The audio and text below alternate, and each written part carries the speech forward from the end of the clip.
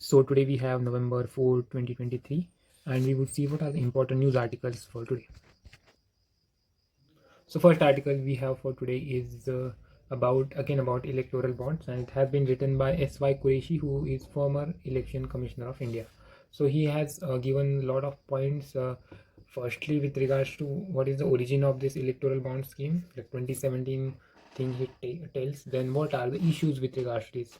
For instance, it has increased anonymity of very large funding, which was earlier not there. Then he tells how both RBI and Election Commission of India had voiced some objections to this scheme. Then he talks about what were the amendments made to this act. He also tells how it might legitimize crony capitalism. Then he talks about how the foreign financing, which is allowed by this electoral bond scheme, is a matter of national concern because it might lead to controlling of Indian elections, electoral process by external agents. He provides some solutions, for instance, disclosing the identities of donors, which would improve the transparency of whole process. Then he has cited some important rulings, which you can also cite in your examples or answers. First is People's Union for Civil Liberties versus Union of India, and ADR judgment he has mentioned.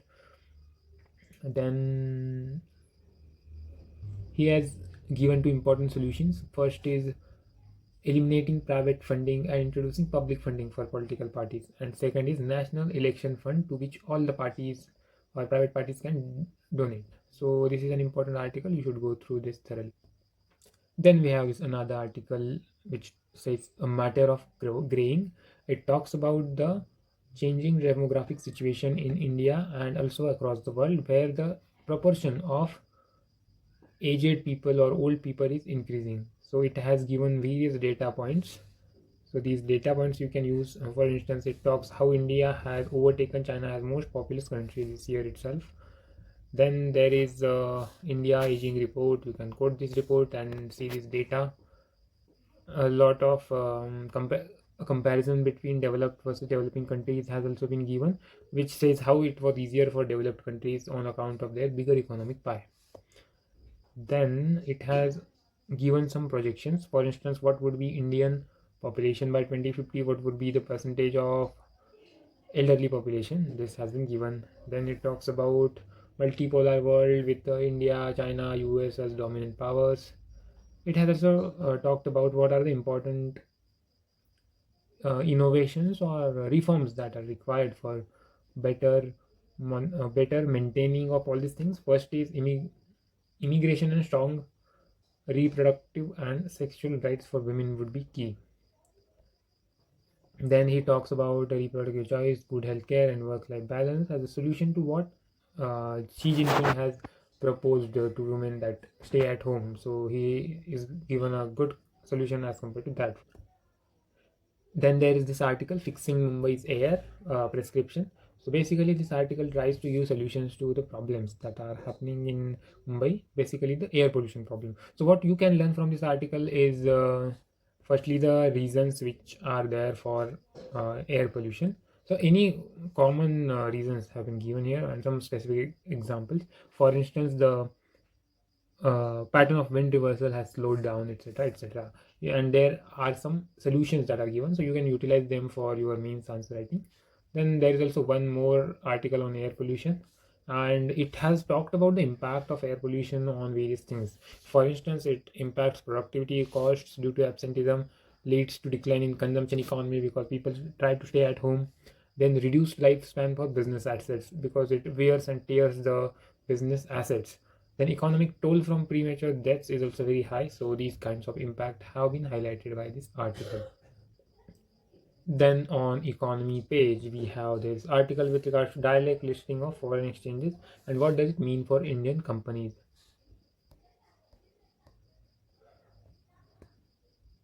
So basically, Indian government has allowed companies to directly list on foreign stock exchanges, which was not permitted earlier. So this would be a very good step because earlier they had to use the route of American depository receipts or global depository receipts, that is ADR or GDR, which was an indirect method. So by direct listing, they would be able to raise capital from foreign countries with more ease, but at the same time it would be vulnerable to risks and shocks of those economies. So both good and bad would come out of it.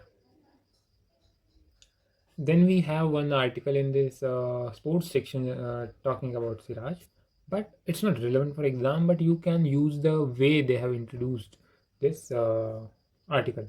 So it starts like this: Kushal Mendis had heard the sound of stumps rattling and some 30,000 people at the Wankhede going berserk, but he just had to make sure he had been cleaned up.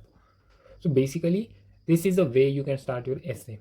You can start with some incidents and try to portray it in a very artistic way, trying to make it alive, and then you can go on with your story. So this is one of the ways you can start your essay. So such articles you can read just in order to understand how to write all these things. So that's it for today from Indian Express. Then we have the Hindu for today. So the first article is about Supreme Court saying that it is difficult to praise for women's quota before Lok Sabha polls, as it says forcing quick implementation will amount to virtually legislating. So this is a very good example of judicial restraint. Whenever there is question on judicial restraint or judicial adventurism, you can utilize this one. Then there is this one more example where MCD Delhi officials are getting sensitized about the plight of Divyang people, and this is a very good example of sensitizing of public officials so that they are more empathetic while talking to people or while interacting with them. This can be used as an example in GS4.